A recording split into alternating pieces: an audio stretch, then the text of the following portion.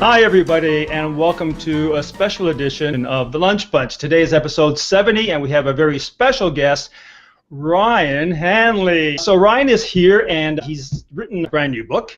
I just read it, and it's a really good book. One chapter in particular we're going to be addressing today, and that's about the generalist, specialist, and Google hating generalist. I'd be very interested if you were going to advise Benjamin Franklin on a content strategy, what would you tell him to do, given that he's basically an expert in so many things? You can be a generalist. 100% you can be a generalist.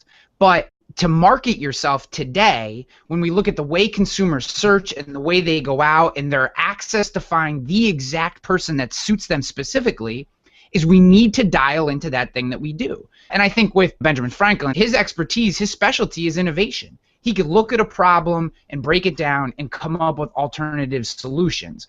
The fact that it was all these different disciplines was not his specialty. His specialty was this unique skill he had.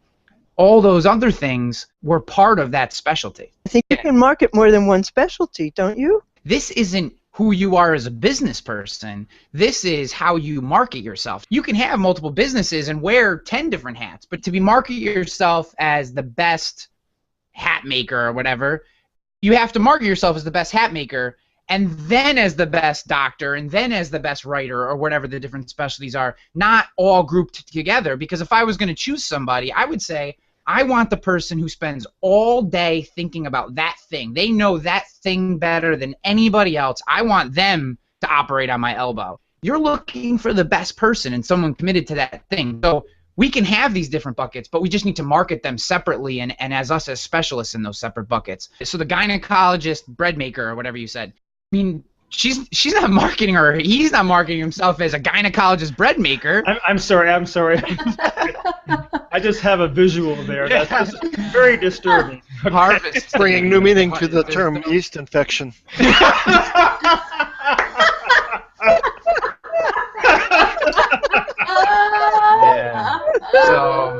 So here are the rails, and now we're completely off the rails. So you could be a gynecologist / baker, yes, but you market yourself as a gynecologist and have maybe a personal blog or a blog about baking and different breads kind of thing. Just for clarification, the gynecologist was an author. Author, yes. Not a yeast harvester. Okay.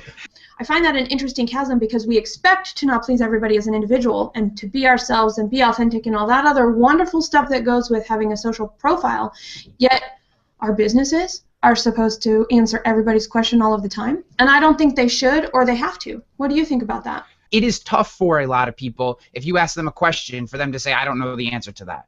Right? Like, you want to be seen as an authority, and if you ask me a question, it is hard to say that you don't know that thing, especially if it's somehow inside your industry. You don't want to look weak. I think that's part of the reason we fight the specialist thing, because we don't want to be put into a little box. But I think we should be okay being put in these boxes, because what it says is, I know exactly why I should contact Jess. I know when she is the person for my business. It's counterintuitive in many ways, but really it's a true path to success, I think. Great show. Thank you so much, Ryan. Really enjoyed having you here. Take care. Till next week. Bye-bye.